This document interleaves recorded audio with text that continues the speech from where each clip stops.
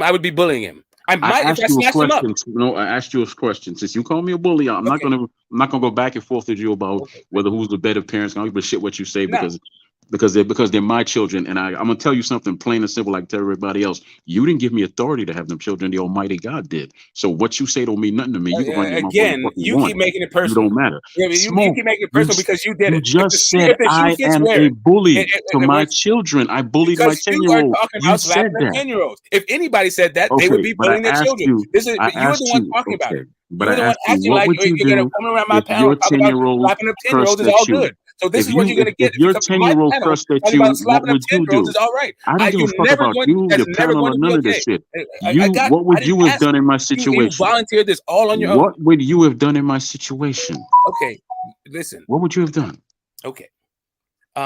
Since I have been in your situation, I say to my children, hey, that is not the kind of language that you use, and don't speak to me in that manner. This is not an issue. Like the only time like I said, I lost patience with the way that my kid was treating his brother. Not because I can't handle him the way he speaks to me, but the way he speaks to me can be corrected through speech. The way that he treats his brother, I can also correct, but largely through speech and through some action. I didn't need to put my hands on him. But when he was drunk and when he was an adult and he was threatening, like he was making the situation uncomfortable for his mom and his sister, that's the second time I put it. But he was like, blacked out. It was a different situation. It was just whatever. But it's literally the only 2 times I put my hands on my kids, that kid. If that's the only 2 times I put my hand on any kid, any of my children. And they are like, if you want to talk about outcomes, they're all just fine. I'm just saying that there's a different way, and for you, and I'm not telling you how to be. I'm just saying the way You that could you are. never If tell you're me going how to to come be. here and tell me about, if you're going to come here and talk about smacking up 10-year-olds, what you're going to hear from me is there's better ways to rear your children than And you smacking keep up saying 10-year-olds. smacking up 10-year-olds like I just walked around and smacked the 10-year-old for no reason. You did for smacking around for no reason, in my I opinion. did? So yes, Exactly. yes, Exactly. in my Because you're a opinion, totally different. that's correct. Listen, And you're it's a on my panel. totally. That's why I'm pushing back on You're. it. Are you fucking with the channel and what? Listen, this is not about channels anymore. We be talking man to man. Fuck the channel. Let's talk man to man. Listen I'm to me talking man to man. carefully. I don't think that's Listen. right. Listen to me. Listen to. I Okay. do not Good. think it's right. Man to man, I I tell think you it's what's not fucked up, right. actually. I Okay. don't understand why you think I it's not tell fucked you. up. I That's don't care man if to you man. don't. I I think don't that you care can, if you don't that you need to find understand. better ways I to don't channel your care. anger and But I don't care if you don't discipline. understand. Great. If I was angry, then I would have punched him. I said I smacked him. I wasn't angry.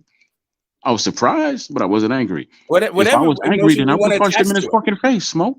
And I Whatever it had is all you are right to as his reacting. father. Whatever it is But you want to anyway, be proactive, you're being anyway, reactive. Smoke, let me explain something to you. My Man son, to man. right You were being now, my reactive. son, You reacted my, to him, and my in my opinion, you reacted poorly. that's your opinion. My sons right now are 6'6", 2 of them 6'2", and their sister is 6'1". None of them will cuss at me now, and they're way bigger than me, and I have a heart problem. None of them will cuss at me right now. None of them will cuss in front of me right now. They're not because they're afraid of me. It's because they learned about respect. That's how you were raised. You learned about respect. They don't walk around cussing in front of adults. Fuck you, man. Oh no, they don't do none of that because they were raised to be respectful, and that didn't have anything to do with smacking up a 10-year-old. You sound like a fucking fool. I didn't And the smack pain of getting anybody up. slapped up, I said and the pain of smack, what? And and the he pain of getting cussed, punched in the chest. At and he what point is too cussed. much? Okay. What if they Eh, do? What if they keep cursing? What Can are you I gonna be do? honest with you? Yeah, I'm just That saying. What are you gonna actually. do? Like, what if they keep cursing? What if after you slapped him, you would have What if put? he You would have said, kept hey, what if cursing? he said, dropped the f bomb What, right well, after that? honestly, I didn't say he didn't stop cursing, did I I? just said, what if he did right then in that moment after you He did slapped him? no. He dropped the That's f bomb.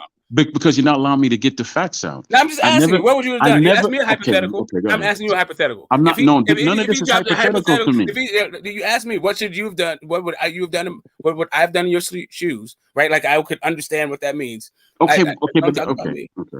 okay. That's what you would have done. That's not the reality of what I did. What I did, and the boy got up and he cussed again. And you know what I did? I said, you know what? I'm gonna deal with you when I get home. I never got a chance to get home because I got arrested. Okay. And guess what? They were taking it to foster care. So I guess going with a bunch of strangers is much better than being with me. So they were taking it in foster care for a little bit. Luckily, their mom worked for social service at the time, so she got them out in a few days, and they were all back together, right? But in your case, grabbing them away and taking them away from me, throwing them with a bunch of strangers would be so much better because they would have turned out to be so much better people. Because nobody hears any horror stories when they go to foster care. I smacked my son for cussing. I'm going to go to my grave not feeling a damn thing about that. And he's going to go to his grave not feeling anything about it either. Because you know what happened? I talked to him after I got out of jail for being arrested for child abuse. And I spent the whole friggin' summer in jail. And then I got out. And when he first saw me, he ran away. Not because he was afraid, because he was like, finally, when I got him to calm down and stop crying, he said, I'm sorry. I didn't mean to get you arrested. I said, well, don't worry about it, man. Don't worry about it. You still, you're 10. We all went through a lot.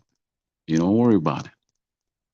And then, as he got older, all of my kids will challenge you. So they kept challenging me in different ways, and I had to come up with different ways. And what they all know now, all my kids are bigger and stronger than me now, and they won't challenge me now.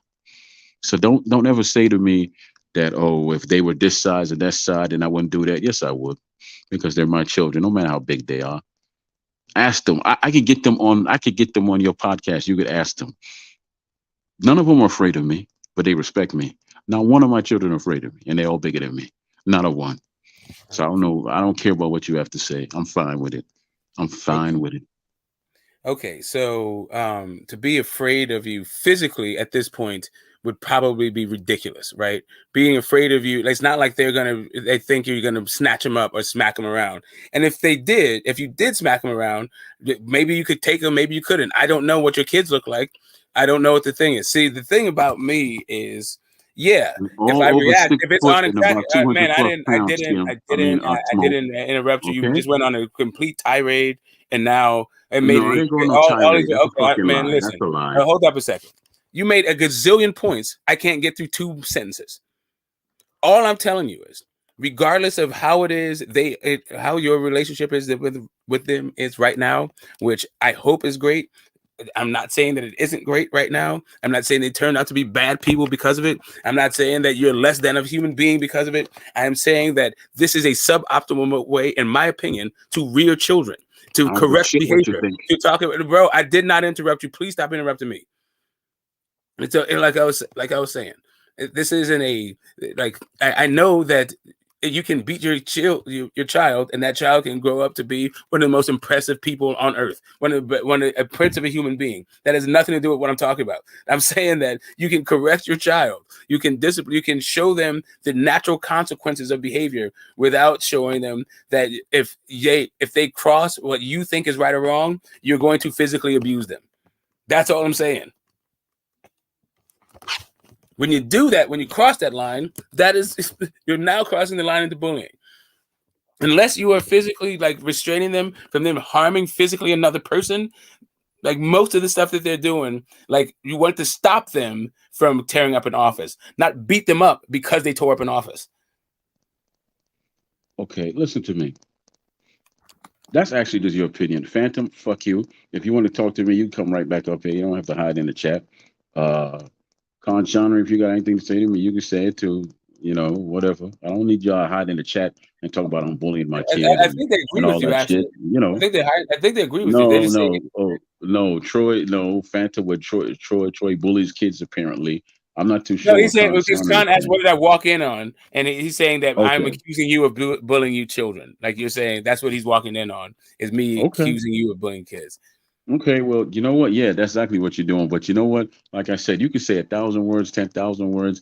My kids are alive today, and I'm a grandfather. Well, yeah, I mean, we all love each other. Listen, we talk about real children now. We're not talking about your way of raising children is your way. My way of raising children is my way, and my children are fine. They're fine. Every time I got off the phone with them, before they say, you know what they say to me? Love you, Dad. I said, I love you too. Yo, that is it. I'm trying to listen. All my own point is, to any parent raising their child, beating your kid is a suboptimal way to get a point across. Opinion.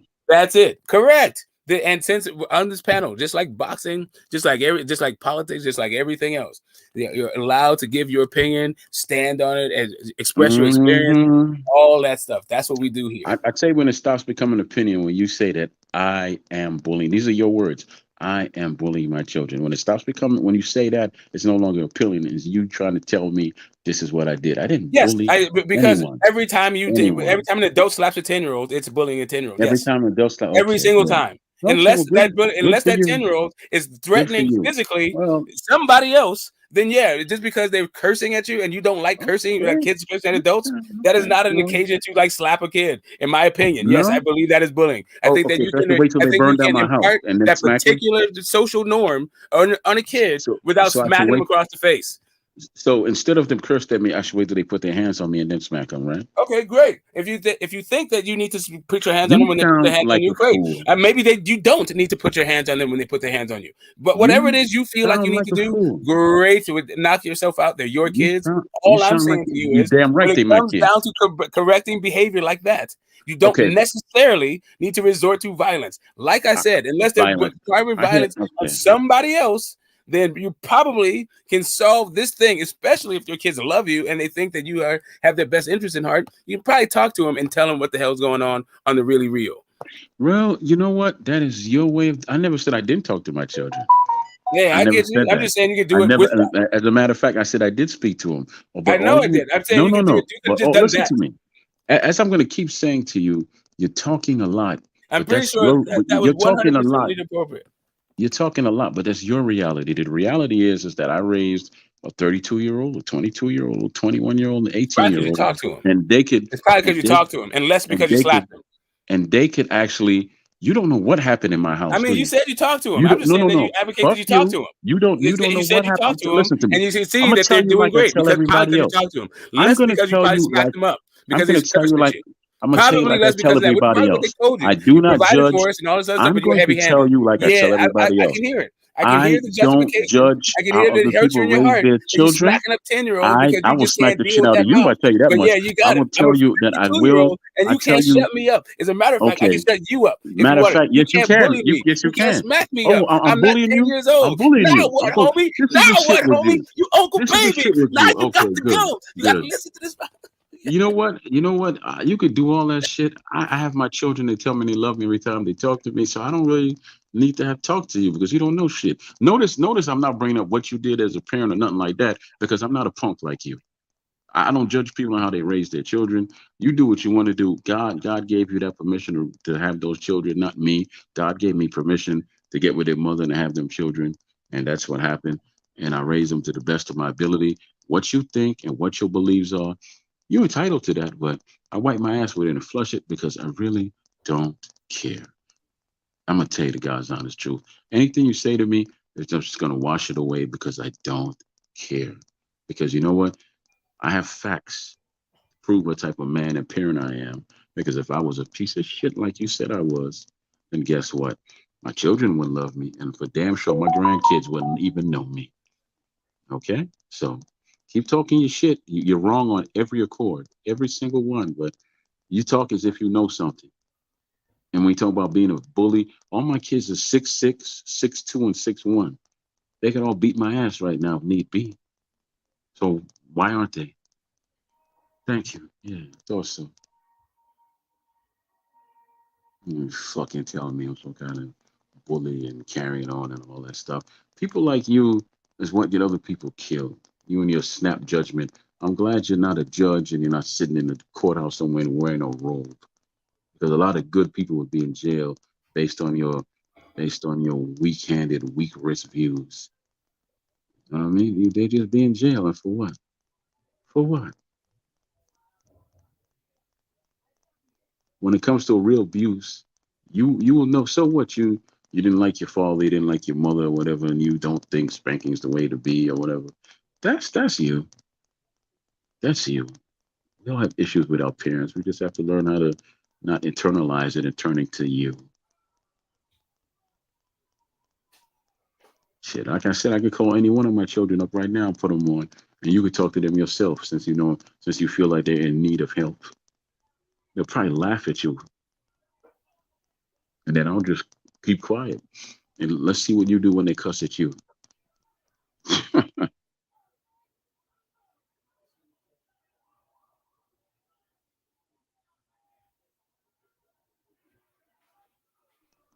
There's someone backstage. The fixed sports TV is backstage. You must be having problems with your phone again. Good. I'm glad he ain't here. I can keep talking. Listen to me. This is why I don't have these conversations about children, politics, or nothing, because people give you their opinion and tell you that your opinion is wrong. And my attitude is this: fuck you. Don't care. Because at the end of the day, if the Almighty didn't put me in a position and say that I will give you the right to bring forth life into this world, then my children would never be here. I will give you the right to rear these kids, right? To raise them. How would I have ever been their father? I've been around for 52 years. How come I don't have a bunch of kids here, there, and everywhere else? Because number one, the Almighty didn't appoint it for me to have all them kids. Number one. And number two, I needed to raise my own children who now thank me. They cursed me once, and we had some rough times in the middle, but they thank me now. They understand. Not because they were bullied people. It's because rearing children is difficult. It's very difficult. It's not easy. It's a blessing and a burden. You know? Smoke seems like he's a little soft to me. He seems like he's a bit soft to me, but he's not here to defend himself, so I'm not going to do what he would do if I wasn't up here. You know, I'm not going to talk about his parenting, his children, none of that. That's not my place. It's not how I operate. I'm a direct guy. If I need to say something to you, I'll speak it to you directly. I don't do the whole behind your back thing.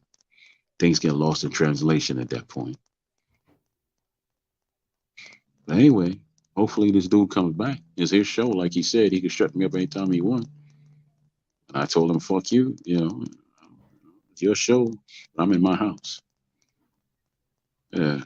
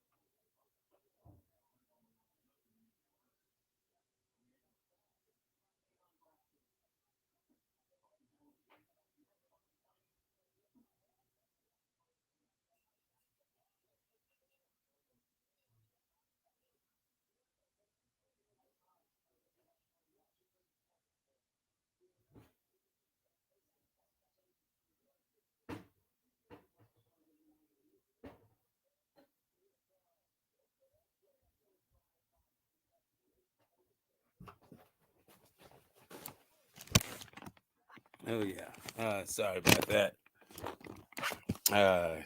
Sorry about that, people. I had to take care of something real fast. Yeah, well done. Okay. physical aggression. Yeah, let's talk about that. Because like shout out to him. I'm not telling him. I was not at all trying to tell him how to raise adults. More so, to sensitize him that there's better ways. Now that he has a grandkid, that you can break this cycle of violence that he introduced. That was my issue, but whatever. I'm not trying to rattle the cage. Not trying to tell anybody what they should be doing with their family. How to plan their family, how to take care of their family. Like, I'm not paying no bills. None of that does.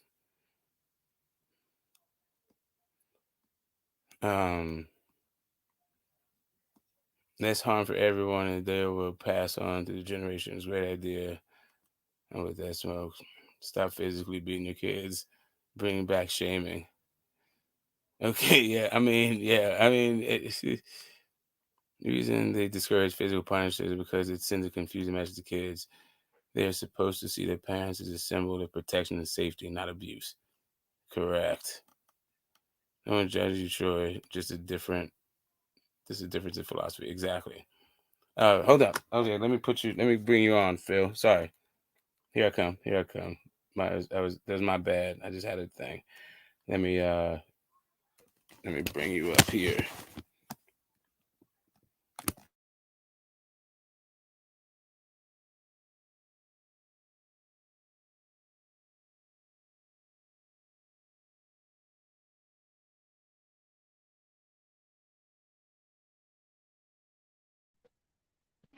Hello. Yo. Okay, hold on. Let me take one off. Let me end this one. Yeah, I got enough. Yeah, I got enough juice on my phone.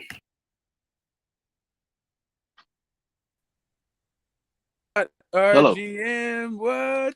Not Yeah, the man. What's Philharmonic up? and the Red Glove together? What? What's happening, guys? Happy Hey, what Friday. up? I hope you guys had an excellent week. I Happy hope you guys Friday, will man. have an excellent weekend. But we together right now. What's cracking? Yeah, man. I wanted to just weigh in, man, on the conversation that you and your buddy was having a few seconds ago about the bullying thing. I think I can offer some good insight on that particular situation. Yeah. Um, Cook. I wish you would have stayed on, but um, the thing about it is, when you speak about these kind of things, it's a couple different ways you can approach it, right? I don't think you would necessarily. This is just my opinion from listening in. I don't think you would necessarily attacking him personally, right?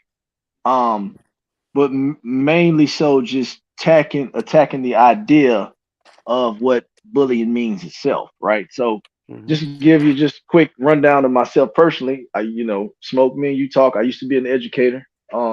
I taught in high school and I also taught middle school, right? So um, we have classes and training on this particular subject, right? What bullying is, what it looks like, and by definition, it's repetitive in one, right? Um, it's repetitive. It also is um it's also hurting someone, right? And on top of that, the truth of the matter is, hold on, my mic fucking up. Hold on.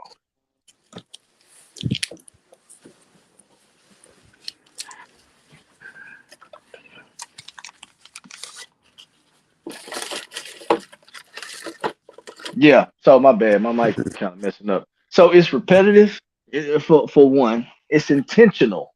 That's the second one, right? So you do this multiple times, and each time you do it, you had intentions on doing it. So it's repetitive, it's intentional, and it's hurting someone with the imbalance in power by definition, right? So an adult doing anything to a kid physically, repetitively, as in whipping them more than one time, okay, having intentions on whipping them and imposing their will, imbalancing power, that's imposing their will on them is by definition bullying. Now, whether somebody think that's a good parenting tactic or not is irrelevant to the fact of the definition, I think, right? Correct. Absolutely. That's the point that I was making. Thank you. Picked up exactly what I was putting down. Yes. So, at the end of the day, the gentleman said he did well by raising his kids, right? Obviously, nobody can neither, confirm or say that he did or didn't, right? That's his own personal experience. But by definition, I get what you're saying, Smoke. You understand what I'm saying? Yeah. Everybody's going to parent it is going to parent differently. Me personally, I don't have any children. Okay. But I had a dad, obviously, had older brother, had uncles, and they all disciplined me in different ways, right? Even differently than my mom disciplined me, right? So, um, do what works for you. But at the end of the day, by definition, bullying is just what I explained. It's repetitive. It's intentional.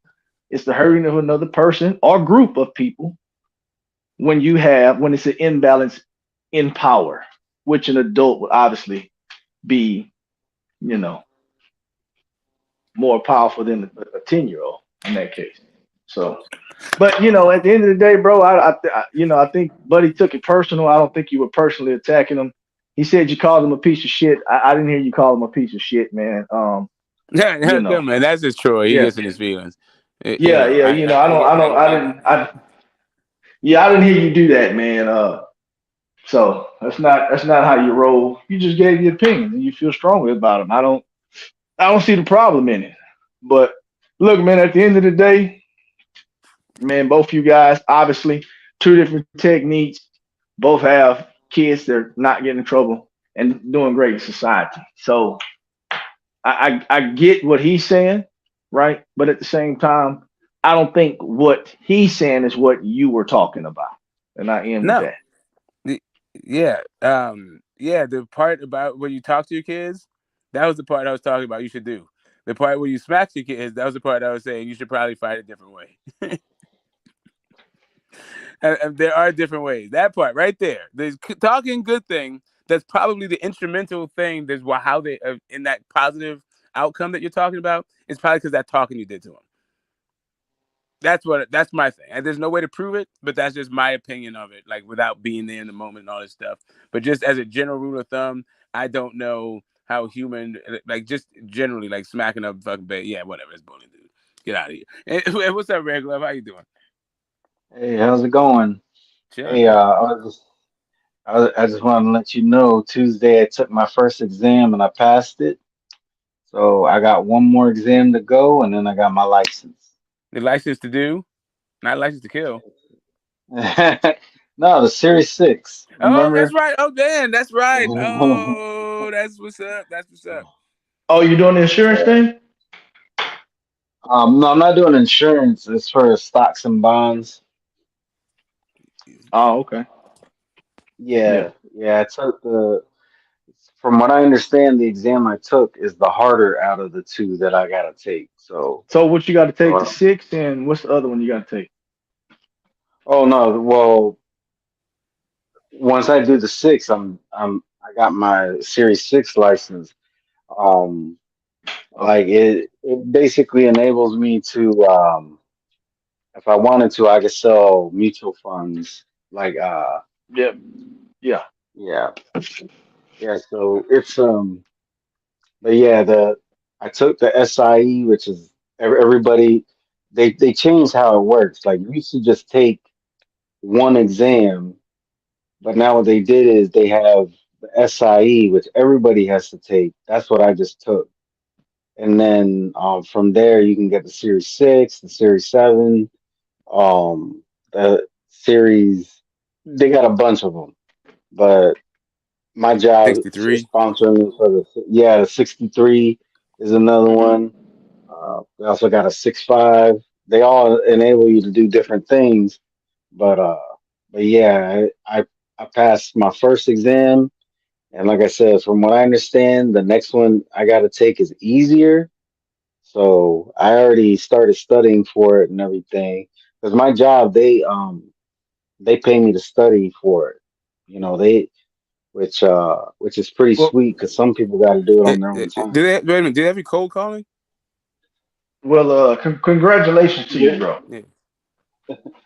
Oh, thank you. What was that, Smoke? You're asking me if I'm gonna be doing cold calling? Yeah, I'm asking like why are they paying for your license? I'm assuming they're having you doing some kind of representative work. Right. So I'm not gonna be doing cold calling for this employer, but I could, like, if another employer wanted to hire me for that, they could. Mm-mm. This license just opens up a lot of different avenues because I could even be a financial advisor. I mean, it's at a limited capacity, but because like those other ones, like I think the 6'5", I think is like the major one, like where you can do everything as a financial advisor. But yeah, uh, so OPM hopefully in baby, other about a people's month, money. yeah, yeah. So in about a month, I'll be taking the other exam. But I'm just excited because everybody at my job that I talked to. They said that the first one is always the harder one. So I'm gonna stay focused, and in about a month, I'll have my license. Yeah, man. I'm gonna tell you something that's crazy. When I was in school, um, the first time around, when I was graduating, I did an internship. I wanted to become a financial advisor myself personally. I did an internship with a very large company that has a lot of big time clients here in Houston called Wealth Development Strategies. But anyway, that's neither here nor there. Um, man, I had to do all kind of man. That was like it wasn't a bad job, but they made me earn my little check I was getting during that internship. But when I came out of school, this was like around I came out in '09, 2009 when I came out of college. This was like during the recession and finance guys were Mhm. not doing well, right? So um I ventured away from doing that and I got into what I do now, which is a thriving industry. But yeah, so but yeah, man, congratulations to you, bro. Finance is something that's it's kind of one of them things that's always gonna be around. It's gonna have its highs and lows, but ultimately, yeah, people want to protect themselves financially, for themselves and their family. So it's one of the reasons why I got into it. Absolutely. Yeah.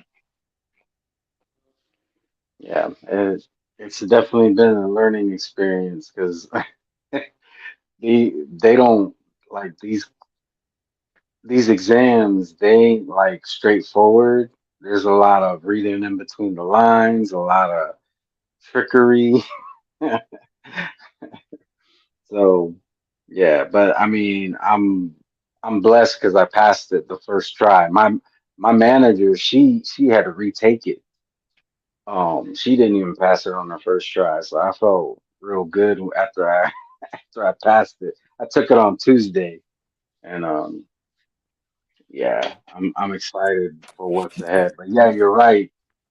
Things happen, and you know, it, especially like if there's a recession or anything like that, it can definitely put a damper on things. So hopefully that don't happen no time soon. Yeah, the asset class is shrinking, but that's also that's also cyclical. Right. I mean, you could always do gold or the cryptocurrency. Yeah, You I'm into that, Smoke? that's the one that's like actually lead my portfolio. I got so leveraged in fucking cannabis, dude. I've been taking a bath.